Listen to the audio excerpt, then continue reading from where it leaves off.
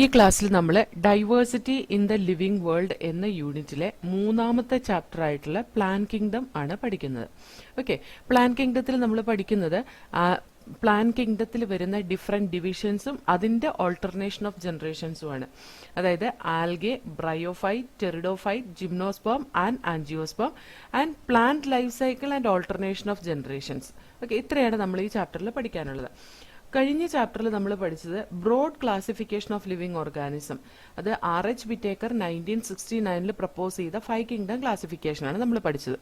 അതിനകത്ത് monera, protista, fungi, plantae and ആനിമേലിയാണ് include ചെയ്യിപ്പിച്ചിട്ടുള്ളത്. അതിനകത്ത് മൊണീറ, പ്രോട്ടിസ്റ്റ, ഫംഗൈ നമ്മൾ കഴിഞ്ഞ ചാപ്റ്ററിൽ പഠിച്ചു. ഈ ഒരു ചാപ്റ്ററിൽ നമ്മൾ കിങ്ഡം പ്ലാന്റേനെ കുറിച്ചിട്ടാണ് അല്ലെങ്കിൽ പ്ലാൻ കിങ്ഡത്തിനെ കുറിച്ചിട്ടാണ് ഡീറ്റെയിൽ ആയിട്ട് പഠിക്കാൻ പോകുന്നത്. ഓക്കെ, നമുക്ക് ഇന്ന് പ്ലാൻ കിങ്ഡത്തിനെ കുറിച്ചിട്ടുള്ള ആ ഒരു ഐഡിയ എന്ന് പറയുന്ന അല്ലെങ്കിൽ അണ്ടർസ്റ്റാൻഡിങ് എന്ന് പറയുന്നത് ചേഞ്ച് ആയിക്കൊണ്ടിരിക്കുന്ന സമയമാണ് അല്ലെ. അതായത് ചേഞ്ച് ആയിട്ടുണ്ട്. അതായത് 2 കിങ്ഡം ക്ലാസിഫിക്കേഷൻ നമ്മൾ പറഞ്ഞപ്പോൾ 2 കിങ്ഡം ക്ലാസിഫിക്കേഷനിൽ ശരിക്കും പ്ലാന്റ്സ് എന്ന് പറയുന്ന ആ ഒരു ഗ്രൂപ്പിൽ ഫംഗസും കുറെ മൊണീറാസും പ്രോട്ടിസ്റ്റയും ഒക്കെ ഇൻക്ലൂഡ് ചെയ്യുന്നുണ്ടായിരുന്നു അല്ലെ. കാരണം എന്താ, കിങ്ഡം പ്ലാന്റേ എന്ന ആ ഒരു കിങ്ഡം ഡിസൈൻ ചെയ്തത് ഒരു ക്യാരക്ടറിസ്റ്റിക് ഫീച്ചറിന്റെ ബേസിലാണ്. ആ ക്യാരക്ടർ എന്ന് പറയുന്നത് സെൽവോൾ ഉള്ള എല്ലാ ഓർഗാനിസും. സെൽവോൾ ഉള്ള ഓർഗാനിസ് ആണ് ഫംഗസ്. അതേപോലെ മൊണീറയ്ക്ക് സെൽവോൾ ഉണ്ട്, ബാക്ടീരിയയ്ക്ക് സെൽവോൾ ഉണ്ട്, അത് പ്രോട്ടിസ്റ്റ ഗ്രൂപ്പിലെ കുറെ എണ്ണങ്ങൾക്ക് സെൽവോൾ ഉണ്ട്. അതുകൊണ്ട് ഇതിനെല്ലാം പ്ലാന്റയിലാണ് ഇൻക്ലൂഡ് ചെയ്യിപ്പിച്ചിട്ടുണ്ടായിരുന്നത്. പക്ഷേ ഇന്ന് ഈ പറയുന്ന മൊണീറ ഗ്രൂപ്പും പ്രോട്ടിസ്റ്റ ഗ്രൂപ്പും അതേപോലെ തന്നെ ഫംഗസ് എന്നതിന് വേറൊരു ഗ്രൂപ്പും വന്നതോടുകൂടി ഇതിനകത്തുനിന്ന് ഫംഗൈനെ സെപ്പറേറ്റ് ചെയ്തു, മൊണീറ ബാക്ടീരിയനെ സെപ്പറേറ്റ് ചെയ്തു, പ്രോട്ടിസ്റ്റേനെയും സെപ്പറേറ്റ് ചെയ്തു. അതായത് യൂണിസെല്ലുലാർ യൂക്കാരിയോട്ടിക് ഓർഗാനിസത്തിനെ സെപ്പറേറ്റ് ചെയ്തു. അതുകൊണ്ട് തന്നെ മൊണീറയിൽ വരുന്ന സൈനോ ബാക്ടീരിയ അല്ലെങ്കിൽ അതിന്റെ ബ്ലൂ ഗ്രീൻ ആൽഗെ എന്നും റെപ്രസെന്റ് ചെയ്യുന്ന ആ ഒരു ഓർഗാനിസം ഇന്ന് ആൽഗെ അല്ല. ബിക്കോസ് ആൽഗെ എന്ന് പറയുന്ന പ്ലാൻ കിങ്ഡത്തിൽ വരുന്ന ഓർഗാനിസം ആണ്.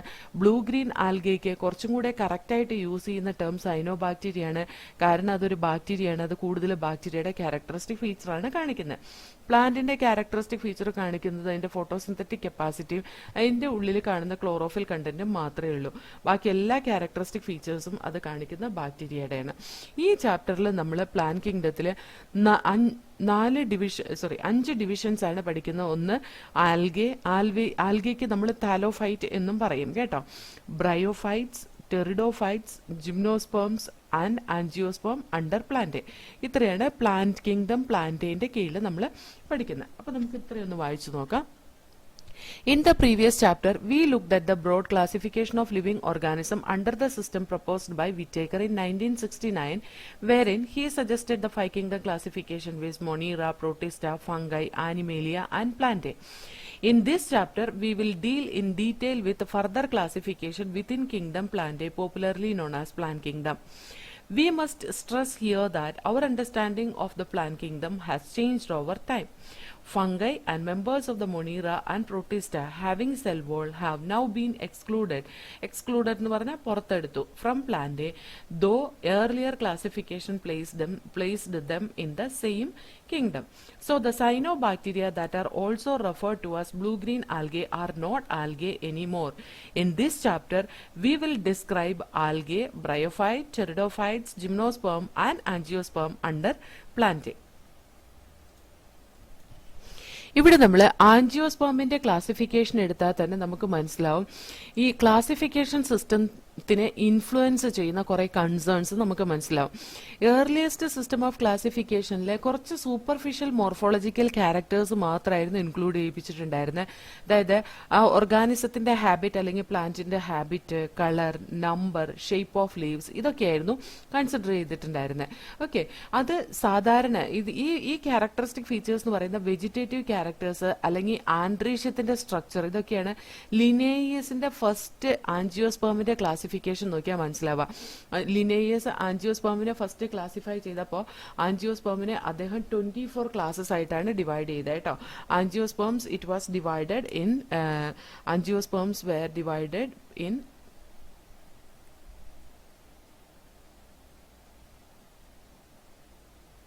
24 ക്ലാസ്സസ്, 24 ക്ലാസ്സസിലായിട്ടാണ് അതിനെ ഡിവൈഡ് ചെയ്തിട്ടുണ്ടായിരുന്നത്. ഓർത്തിരുന്നോളണം കേട്ടോ. ഈ തരത്തിലുള്ള ക്ലാസിഫിക്കേഷനെ ആർട്ടിഫിഷ്യൽ സിസ്റ്റം ഓഫ് ക്ലാസിഫിക്കേഷൻ എന്ന് പറയും. കാരണം കുറച്ച് morphological characters like habit, colour, number and shape of leaves ഇതൊക്കെയാണ് കൺസിഡർ ചെയ്തിരുന്നത്. അതായത് വെജിറ്റേറ്റീവ് ക്യാരക്ടറിസ്റ്റിക്സും ആൻഡ്രീഷ്യത്തിന്റെ സ്ട്രക്ചറും ഒക്കെയാണ് ലിനേയേഴ്സ് കൺസിഡർ ചെയ്തിട്ടുണ്ടായിരുന്നത്. ഈ സിസ്റ്റം ഇൻട്രൊഡ്യൂസ് ചെയ്ത് ലിനേയേഴ്സ് ആണ് കേട്ടോ. ആ സിസ്റ്റത്തിന് നമ്മൾ പറയുന്ന ആർട്ടിഫിഷ്യൽ സിസ്റ്റം ഓഫ് ക്ലാസിഫിക്കേഷൻ എന്നാണ്. അപ്പൊ artificial system of classification introduce ചെയ്ത സയന്റിസ്റ്റ് ലിനേയസ് ആണ്. അദ്ദേഹം കുറച്ച് മോർഫോളജിക്കൽ ക്യാരക്ടറിസ്റ്റിക് ഫീച്ചേഴ്സ് കൺസിഡർ ചെയ്തിട്ടാണ് ആൻജിയോസ്പേംസിന് 24 ക്ലാസ് ആയിട്ട് ഡിവൈഡ് ചെയ്തത്. ഓക്കെ, അതിന്റെ ക്യാരക്ടറിസ്റ്റിക് ഫീച്ചേഴ്സ് കൺസിഡർ ചെയ്ത habit, colour, number and shape of leaves, അതുപോലെ ആൻഡ്രീഷ്യത്തിന്റെ സ്ട്രക്ചർ, ഇതൊക്കെയാണ് അദ്ദേഹം കൺസിഡർ ചെയ്ത കുറെ ക്യാരക്ടറിസ്റ്റിക് ഫീച്ചേഴ്സ് കേട്ടോ. ഇങ്ങനെ artificial system of classification Linnaeus introduce ചെയ്തപ്പോൾ അവിടെ അദ്ദേഹത്തിന്റെ ക്ലാസിഫിക്കേഷനിൽ വളരെ ക്ലോസ്ലി റിലേറ്റഡ് ആയിട്ടുള്ള species got separated. Okay, because വളരെ കുറച്ച് ക്യാരക്ടറിസ്റ്റിക് ഫീച്ചർ എടുത്ത് അവർ ക്ലാസിഫിക്കേഷൻ ചെയ്തപ്പോൾ ഒരു ആഡിക്യൂറ്റ് ക്ലാസിഫിക്കേഷൻ, ഒരു എഫിഷ്യന്റ് ആയിട്ടുള്ള ക്ലാസിഫിക്കേഷൻ അവർക്ക് ചെയ്യാൻ കഴിഞ്ഞില്ല. വളരെ ക്ലോസ്ലി റിലേറ്റഡ് ആയിട്ടുള്ള ഓർഗാനിസംസ് ഒക്കെ സെപ്പറേറ്റ് ആയിപ്പോയി. ഒരു ഗ്രൂപ്പിൽ വരേണ്ട ഓർഗാനിസംസ് ഒക്കെ വേറെ ഗ്രൂപ്പിലായിപ്പോയി. അതേപോലെ ആർട്ടിഫിഷ്യൽ സിസ്റ്റം ഓഫ് ക്ലാസിഫിക്കേഷനിൽ നമ്മൾ നോക്കിയാൽ വെജിറ്റേറ്റീവ് ക്യാരക്ടേഴ്സിനും സെക്ഷൽ ക്യാരക്ടറിസ്റ്റിക് ഫീച്ചേഴ്സിനും ഈക്വൽ ഇമ്പോർട്ടന്റ് ആണ് കൊടുത്തിട്ടുള്ളത്. പക്ഷെ ഇത് അക്സെപ്റ്റ് ചെയ്യാൻ പറ്റില്ല. കാരണം എന്താണെന്ന് വെച്ചാൽ vegetative characters easily affected by the environment ആണ്. വെജിറ്റേറ്റീവ് ക്യാരക്ടേഴ്സ് മാറിക്കൊണ്ടിരിക്കുക. അതായത് ഇപ്പോൾ ഒരു പ്ലാന്റ് വളരുന്ന ഇത്ര ഹൈറ്റിൽ വളരും എന്ന് നമ്മൾ പറഞ്ഞു കഴിഞ്ഞിട്ടുണ്ടെങ്കിൽ അതിന്റെ ന്യൂട്രിയൻസിന്റെ അവൈലബിലിറ്റി അനുസരിച്ച് ആ ഗ്രോത്ത് റേറ്റ് ഒക്കെ വ്യത്യാസം ഉണ്ടാവുക.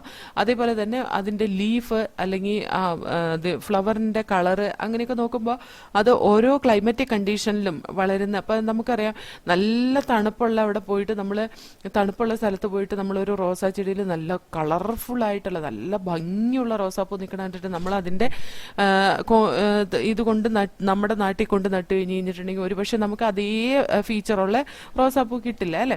അപ്പൊ അതാണ് morphological characteristic features, especially vegetative characters. ഞാനിപ്പോ പറഞ്ഞ ഫ്ലവർ റീപ്രൊഡക്റ്റീവ് ക്യാരക്ടറാണ്. പക്ഷെ വെജിറ്റേറ്റീവ് ക്യാരക്ടേഴ്സിന്റെ കേസിൽ എസ്പെഷ്യലി എൻവറോൺമെന്റൽ ഫാക്ടേഴ്സ് അഫക്ട് ചെയ്യും. അതുകൊണ്ട് തന്നെ നമുക്ക് വെജിറ്റേറ്റീവ് ക്യാരക്ടേഴ്സിന് ഒരിക്കലും ഈക്വൽ ഇമ്പോർട്ടൻസ് ആ സെക്ഷൽ ക്യാരക്ടേഴ്സ് കൊടുക്കാൻ കഴിയില്ല. ഓക്കെ, അതായിരുന്നു ആർട്ടിഫിഷ്യൽ സിസ്റ്റം ഓഫ് ക്ലാസിഫിക്കേഷന്റെ വലിയൊരു ഡ്രോബാക്ക് എന്ന് പറയുന്നത്. ഓക്കെ, ഇനി ആർട്ടിഫിഷ്യൽ സിസ്റ്റം ഓഫ് ക്ലാസിഫിക്കേഷൻ അത് ഇനാഡിക്വേറ്റ് ആന്ന് വന്നപ്പോഴാണ് നാച്ചുറൽ സിസ്റ്റം ഓഫ് ക്ലാസിഫിക്കേഷൻ വന്നത്.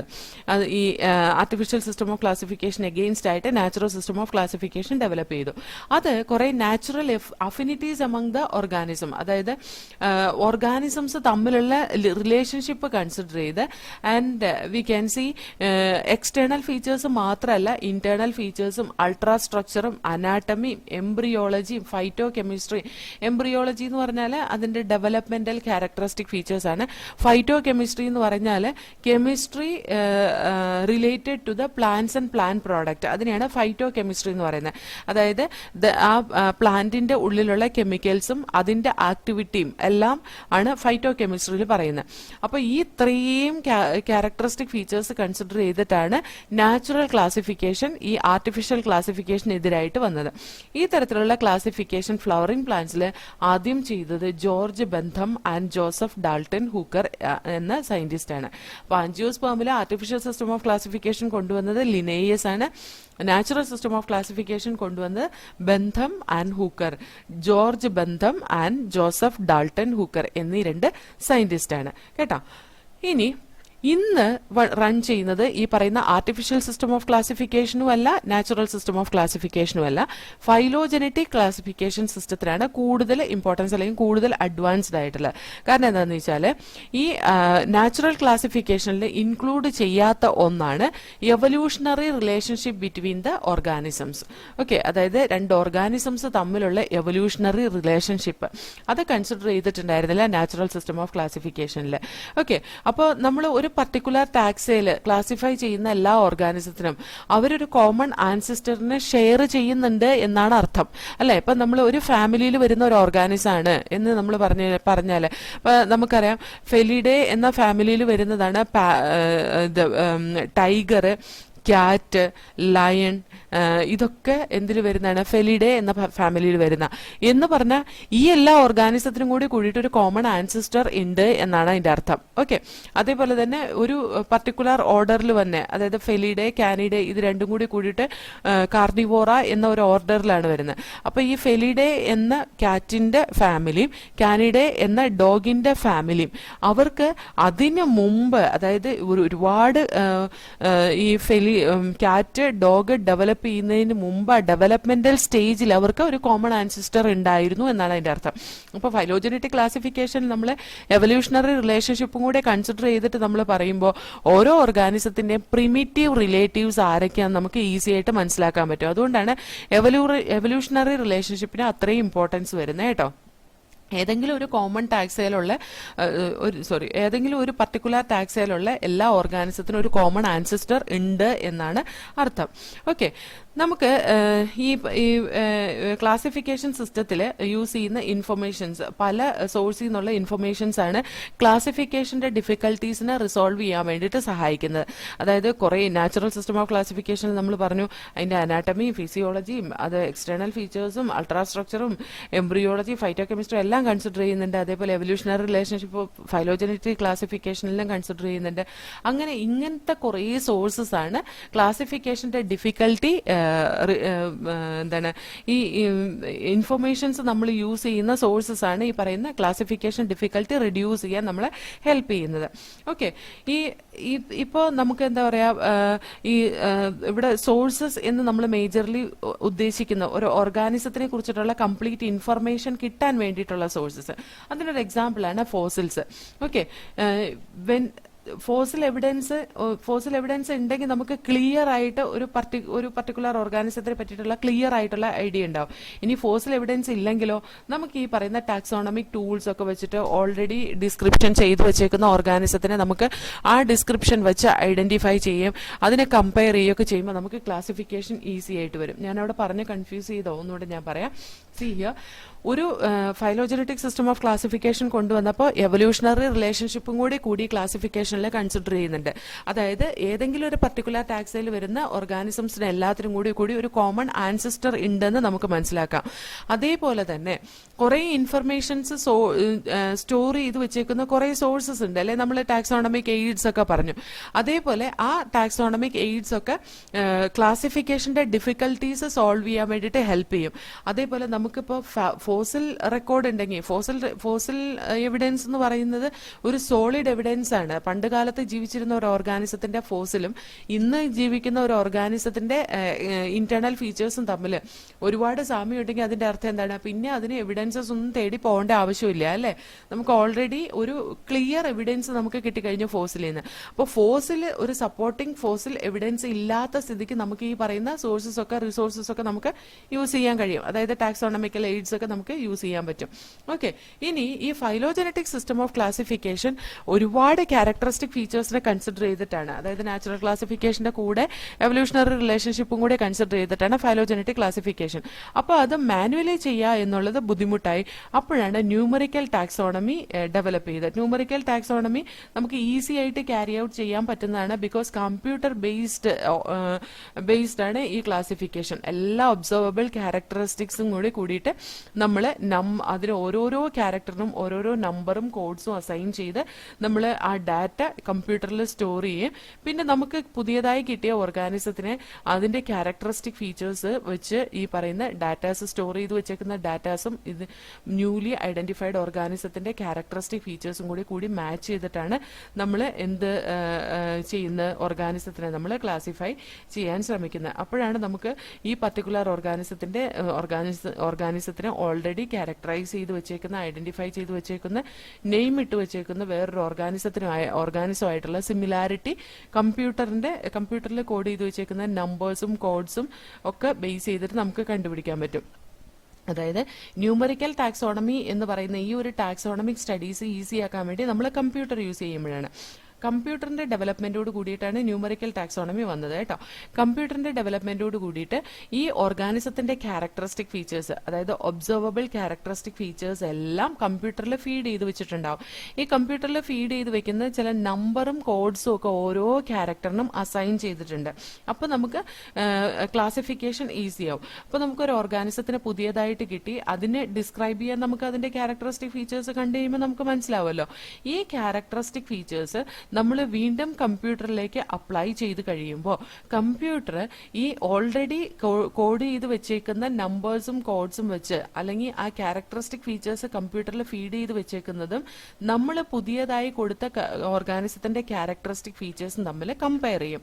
കമ്പയർ ചെയ്ത് എത്രമാത്രം സിമിലാരിറ്റി ഉണ്ടെന്ന് കണ്ടുപിടിക്കുകയും ആ ഓർഗാനിസത്തിനോട് മോസ്റ്റ് സിമിലർ ആയിട്ടുള്ള ഓർഗാനിസം ഏതാന്ന് കണ്ടുപിടിക്കും.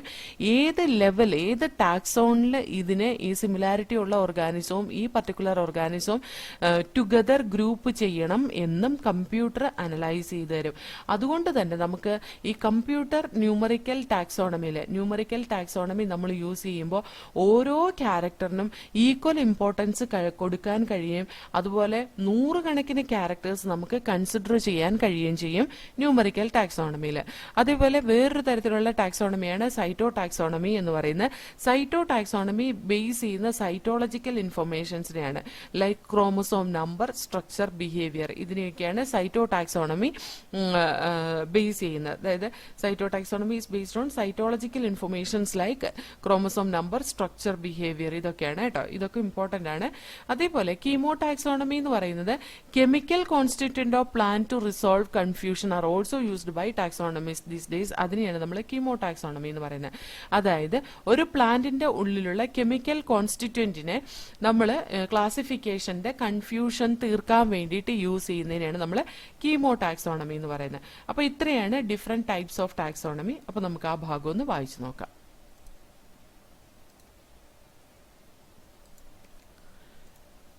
Let us look at classification within angiosperm to understand some of the concerns that influence the classification systems. The earliest system of classification used only gross superficial morphological characters such as habit, color, number, and shapes of leaves, etc. They were based mainly on vegetative characters or on the androecium structure system given by Linnaeus. Such systems were artificial. Artificial system is given by Linnaeus. They separated the closely related species since they were based on a few characteristics. Also, the artificial system gave equal weightage to vegetative and sexual characteristics. This is not acceptable since we know that often the vegetative characters are more easily affected by environment. As against this, natural classification system developed, which were based on natural affinities among the organisms and consider not only the external features but also internal features like ultrastructure, anatomy, embryology and phytochemistry. Phytochemistry എന്ന് പറയുന്ന പ്ലാന്റ്സിനെയും plant പ്രോഡക്റ്റിനെയും കുറിച്ചിട്ടുള്ള chemical studies ആണ് കേട്ടോ. Such a classification for flowering plants was given by George Bentham and Joseph Dalton Hooker. At present, phylogenetic classification system based on evolutionary relationships between the various organisms are acceptable. This assumes that organisms belonging to same taxa have a common ancestor. We now use information from many other sources to help resolve difficulties in classification. These become more important when there is no supporting fossil evidences. Numerical taxonomy, which is now easily carried out using computer, is based on all observable characteristics. Number and codes are assigned to all the characters and the data are then processed. In this way, each character is given equal importance and at the same time hundreds of characters can be considered. Cytotaxonomy, that is based on cytological information like chromosome number, structure, behavior and chemotaxonomy that uses the chemical constituents of the plant to resolve confusion are also used by taxonomists these days. ഇനി നമുക്ക് different divisions in plant kingdom നോക്കാം കേട്ടോ. First division it is algae. ആൽഗെയാണ് first division. See here algae it is also called as thallophyta. ആൽഗയ്ക്ക് പറയുന്ന വേറൊരു പേരാണ് thallophyta. അങ്ങനെ പറയാൻ കാരണം എന്താന്ന് വെച്ചാൽ അവരുടെ ബോഡി താലോയിഡ് ബോഡിയാണ്, താലോഫൈറ്റ. ഓക്കെ, ആൽഗെ എന്ന് പറയുന്നത് chlorophyll bearing simple thalloid autotrophic and largely aquatic both fresh water and marine organisms. Okay, ഇവിടെ താലോയിഡ് എന്ന് പറയുന്നത് ട്രൂ റൂട്ടും സ്റ്റെമ്മും ലീഫും ഒന്നും ഇല്ലാത്ത ജസ്റ്റ് താലസ് ബോഡിയാണ് അവർക്കുള്ളത്. അപ്പൊ ആൽഗെ എന്ന് പറയുന്നത് ക്ലോറോഫിൽ കണ്ടെയ്ൻ ചെയ്യുന്ന വളരെ സിമ്പിൾ ആയിട്ടുള്ള ട്രൂ റൂട്ടും സ്റ്റെമ്മും ലീഫും ഒന്നും ഇല്ലാത്ത താലോയിഡ് ബോഡി ആയിട്ടുള്ള ഓട്ടോട്രോഫിക് ഓർഗാനിസംസ്. ലാർജ്ലി അവർ അക്വാറ്റിക് ഓർഗാനിസംസ് ആയിരിക്കും. അത് ഫ്രഷ് വാട്ടറിലോ മറൈൻ വാട്ടറിലോ ഒക്കെ കാണുന്ന ഓർഗാനിസംസിനെയാണ് നമ്മൾ താലോഫൈറ്റ അല്ലെങ്കിൽ ആൽഗെ എന്ന് റെപ്രസെന്റ് ചെയ്യുന്നത്. ഇത് വെറൈറ്റി ഓഫ് ഹാബിറ്റാറ്റിൽ കാണുന്നുണ്ട്. അതായത് മോയിസ്റ്റ് സ്റ്റോൺസിൽ, അതായത് നനഞ്ഞു കിടക്കുന്ന കല്ലിന്റെ മേലെ ഉണ്ടാവാം, സോയിലില്, അതേപോലെ തന്നെ വുഡില്, മോയിസ്റ്റ് വുഡിലും മോയിസ്റ്റ് സോയിലും ഒക്കെ നമുക്ക് കാണാൻ കഴിയും കേട്ടോ. അതേപോലെ ചില ആൽഗെ വന്നിട്ട് വേറെ ഓർഗാനിസവുമായിട്ട് അസോസിയേഷനിൽ കാണാൻ കഴിയും. അതായത് some of them also occur in association with ഫംഗസുമായിട്ട് അറ്റാച്ച് ചെയ്ത് അല്ലെങ്കിൽ അസോസിയേറ്റ് ചെയ്ത് സിംബയോട്ടിക് റിലേഷനിൽ കാണുന്ന ഓർഗാനിസത്തിനെയാണ് നമ്മൾ ലൈക്കൻ എന്ന് പറയുന്നത്. അതേപോലെ തന്നെ ആനിമൽസുമായിട്ട് അസോസിയേറ്റ് ചെയ്ത് കാണുന്ന ചില ക്ലോറോഫൈസിയ ഉണ്ട് അല്ലെങ്കിൽ ഗ്രീൻ ആൽഗെ ഉണ്ട്. അതാണ് സ്ലോത്ത് ബിയറിന്റെ മേലെ, അതിന്റെ ഫറിന്റെ മേലെ സ്ലോത്ത് ബിയറിന്റെ രോമം ഉണ്ടല്ലോ. സ്ലോത്ത് ബിയർ എവിടെ കാണുന്നതാണ്? നേപ്പാളിലൊക്കെ കാണുന്ന ഒരു മൃഗമാണ്. അതിന്റെ ഫറിന്റെ മേലെ, അതിന്റെ ആ രോമത്തിന്റെ മേലെ കൂടെ കാണുന്ന ക്ലോറോഫൈസിയ, അതായത് ഗ്രീൻ ആൽഗെ, അങ്ങനെ അസോസിയേഷനിലും കാണാറുണ്ട്. ആൽഗയുടെ സൈസ് വന്നിട്ട് ഹൈലി വേരിയബിൾ ആണ്. ചിലപ്പോൾ കൊളോണിയൽ ടൈപ്പ് ഓഫ് ആൽഗെ കാണാം. കൊളോണിയൽ ടൈപ്പ് ഓഫ് ആൽഗയ്ക്ക് ഒരു എക്സാമ്പിൾ ആണ് വോൾവോക്സ് എന്ന് പറയുന്നത്. അതേപോലെ ഫിലമെന്റസ് ആൽഗെ കാണാം. അതിന് എക്സാമ്പിൾ ആണ് യൂളോത്രിക്സും അതേപോലെ സ്പൈറോഗൈറയും. Ulothrix and spirogyra that are filamentous algae. Okay, ചിലത് നമുക്ക് മറൈൻ ഹാബിറ്റാറ്റിൽ കാണാം വളരെ മാസീവ് പ്ലാൻ ബോഡിയുള്ള, വളരെ വലിയ പ്ലാൻ ബോഡിയുള്ള. അതിന് എക്സാമ്പിൾ ആണ് കെൽപ്പ് എന്ന് പറയുന്നത്. ഓക്കെ, ഇനി നമുക്ക് ആൽഗെ എങ്ങനെയാണ് റീപ്രൊഡ്യൂസ് ചെയ്യുന്നതെന്ന് നോക്കാം. ആൽഗയുടെ റീപ്രൊഡക്ഷൻ വെജിറ്റേറ്റീവ് റീപ്രൊഡക്ഷൻ ആവാം, അസെക്ഷൽ റീപ്രൊഡക്ഷൻ ആവാം, അല്ലെങ്കിൽ സെക്ഷൽ മെത്തേഡ് വഴിയായിരിക്കാം റീപ്രൊഡ്യൂസ് ചെയ്യുക. വെജിറ്റേറ്റീവ് റീപ്രൊഡക്ഷൻ നടക്കുന്ന ഫ്രാഗ്മെന്റേഷൻ വഴിയാണ്. ഓരോ ഫ്രാഗ്മെന്റിനും കംപ്ലീറ്റ് താലസ് ആയിട്ട് ഡെവലപ്പ് ചെയ്യാനുള്ള കഴിവുണ്ട്. അസെക്ഷൽ റീപ്രൊഡക്ഷൻ നടക്കുന്നത് ഡിഫറെന്റ് ടൈപ്സ് ഓഫ് സ്പോർസ് വഴിയാണ്. അതിനകത്ത് സാധാരണ മോസ്റ്റ് കോമൺ സ്പോർ എന്ന് പറയുന്ന സൂസ്പോർ ആണ്. ഈ സൂസ്പോർ ഫ്ലാജല്ലേറ്റഡ് മോട്ടൈൽ സ്പോർ ആണ് കേട്ടോ. ഓരോ സൂസ്പോറും ജെർമിനേറ്റ് ചെയ്ത് കഴിഞ്ഞാൽ ഓരോ പുതിയ പ്ലാന്റ് അല്ലെങ്കിൽ ഒരു പുതിയ താലസ് ആയിട്ട് മാറും. സെക്ഷൽ റീപ്രൊഡക്ഷൻ നടക്കുന്നത് രണ്ട് ഗ്യാമീറ്റ്സ് തമ്മിലുള്ള ഫ്യൂഷൻ വഴിയാണ്. ഈ ഗ്യാമീറ്റ്സ് ചിലപ്പോൾ സിമിലർ സൈസുള്ള ഗ്യാമീറ്റ്സ് ആയിരിക്കാം, അല്ലെങ്കിൽ ഒരേപോലത്തെ ഗ്യാമീറ്റ്സ് ആയിരിക്കാം. അതൊക്കെ കാണുന്നത് യൂളോത്രിക്സിൽ കാണാറുണ്ട്, അതേപോലെ തന്നെ സ്പൈറോഗൈറയിലൊക്കെ കാണാറുണ്ട്. അപ്പൊ ഗ്യാമീറ്റ്സ് ഒരേപോലെ ഇരിക്കുന്ന തരത്തിലുള്ള സെക്ഷൽ റീപ്രൊഡക്ഷന് നമ്മൾ ഐസോഗ്യാമസ് ടൈപ്പ് ഓഫ് സെക്ഷൽ റീപ്രൊഡക്ഷൻ എന്നാണ് പറയാ. ഈ ഐസോഗ്യാമസ് ടൈപ്പ് ഓഫ് സെക്ഷൽ റീപ്രൊഡക്ഷൻ കാണിക്കുന്ന രണ്ട് ആൽഗയ്ക്ക് എക്സാമ്പിൾ ഇവിടെ കൊടുത്തേക്കുന്നതാണ് യൂളോത്രിക്സും സ്പൈറോഗൈറയും.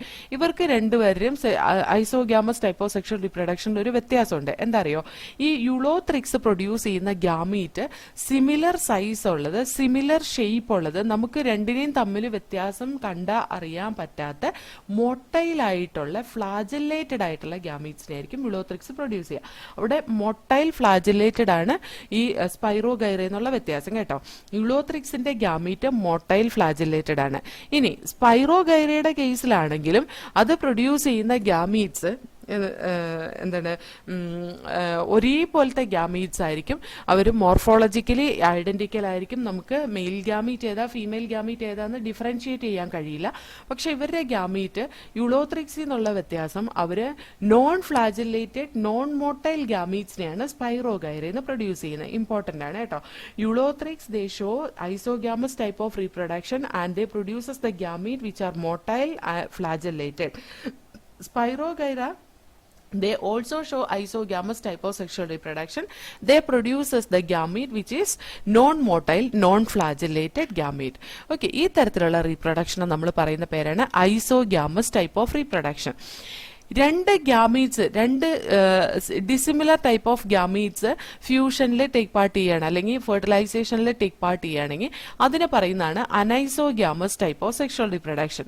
അത് കാണുന്നത് യൂഡോറിന എന്ന ആൽഗയിലാണ് കേട്ടോ. യൂഡോറിന സ്പീഷീസിൽ വരുന്ന ആൽഗയിലാണ് ഈ പറയുന്ന അനൈസോഗ്യാമസ് ടൈപ്പ് ഓഫ് സെക്ഷൽ റീപ്രൊഡക്ഷൻ കാണുന്നത്. അത് ഏത് തരത്തിലുള്ള വ്യത്യാസം വേണമെങ്കിലും ആവാം. ചിലപ്പോൾ മെയിൽ ഗ്യാമീറ്റ് വലുതാവാം, ചിലപ്പോൾ മെയിൽ ഗ്യാമീറ്റ് ചെറുതാവാം, അല്ലെങ്കിൽ ഫീമെയിൽ ഗ്യാമീറ്റ് വലുതാവാം, അല്ലെങ്കിൽ ഫീമെയിൽ ഗ്യാമീറ്റ് ചെറുതാവാം.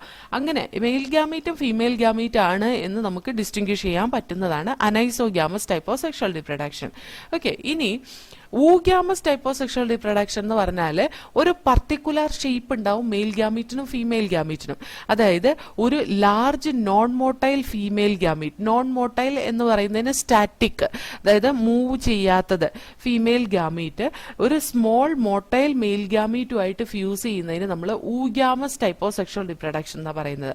അത് കാണിക്കുന്ന വോൾവോക്സിലും ഫ്യൂക്കസിലുമാണ്. അപ്പൊ സെക്ഷൽ റീപ്രൊഡക്ഷൻ ഐസോഗ്യാമസും അനൈസോഗ്യാമസും ഊഗ്യാമസും ഉണ്ട്.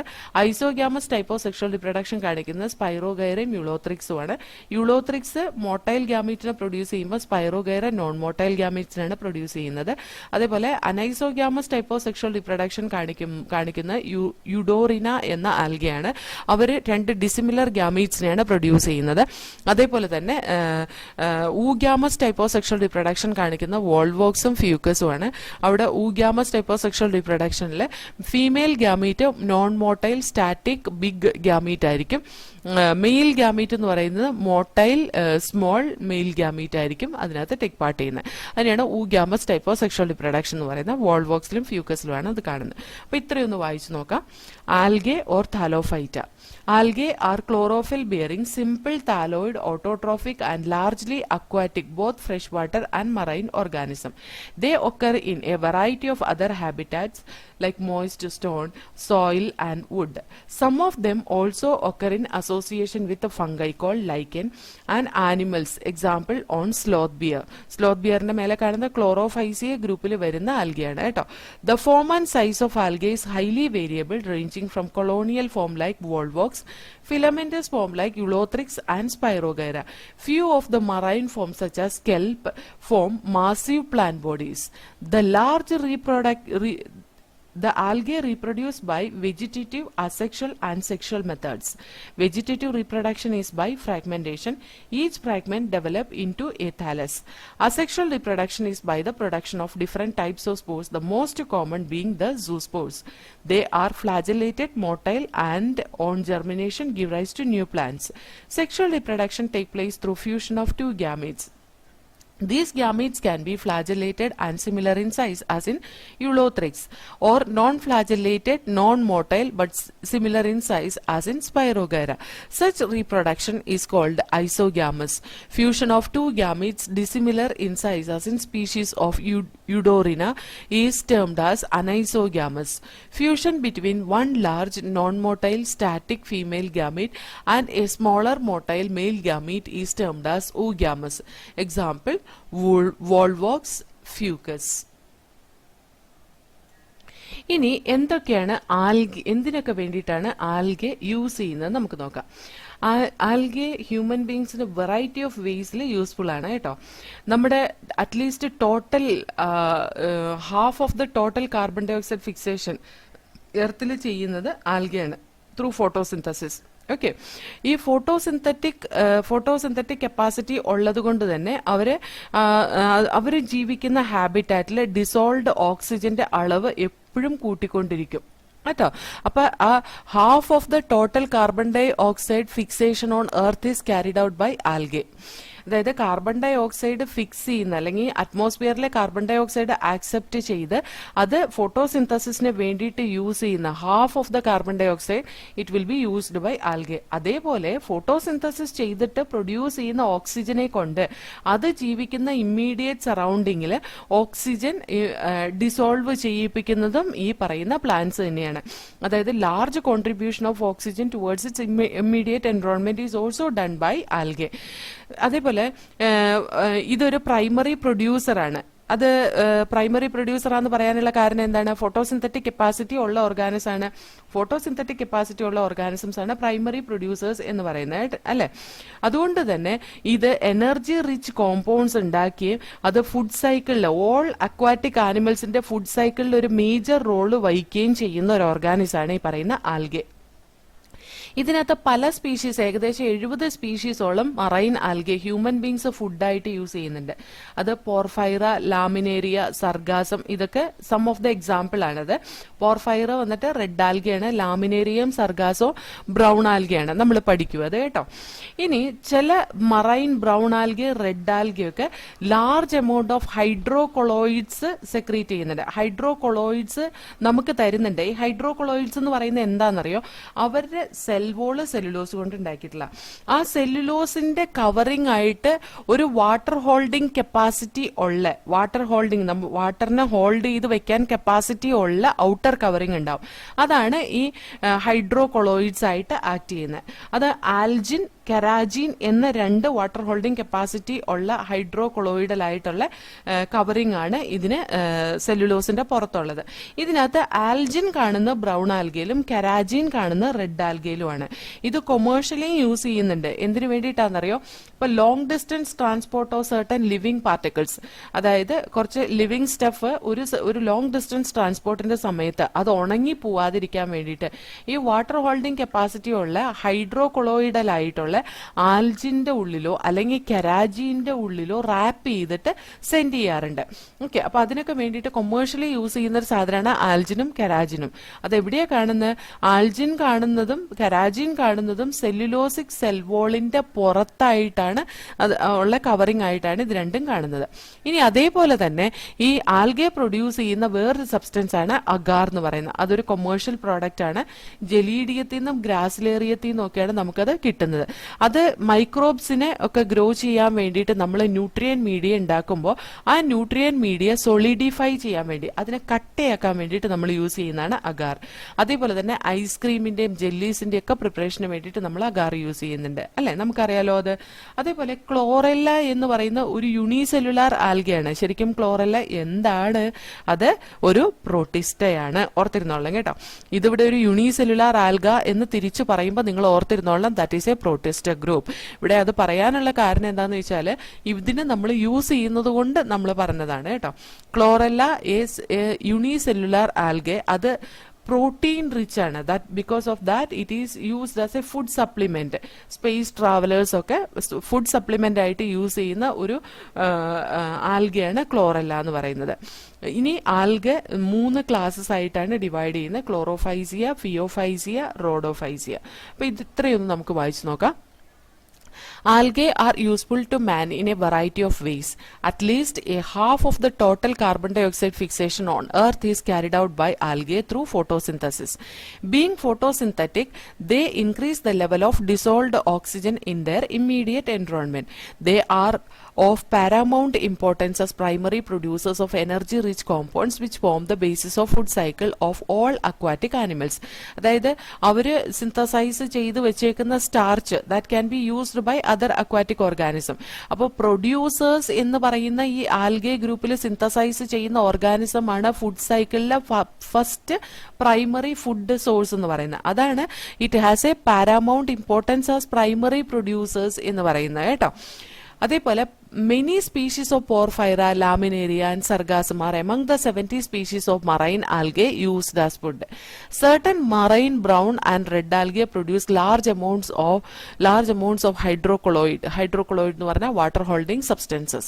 Example, algin obtained from brown algae and keragin obtained from red algae, which are used commercially. Agar, one of the commercial products obtained from Gelidium and Gracilaria, are used to grow microbes and in preparation of ice creams and jellies. Chlorella, a unicellular alga rich in protein, is used as food supplement even by space travelers. The alga are divided into 3 main classes as Chlorophyceae, Phaeophyceae and Rhodophyceae. ഇനി ഇതിന്റെ classification, ഇതിന്റെ different classes നമുക്ക് next സെഷനിൽ പഠിക്കാം കേട്ടോ. അപ്പൊ ഇത്രയും മനസ്സിലായല്ലോ അല്ലേ?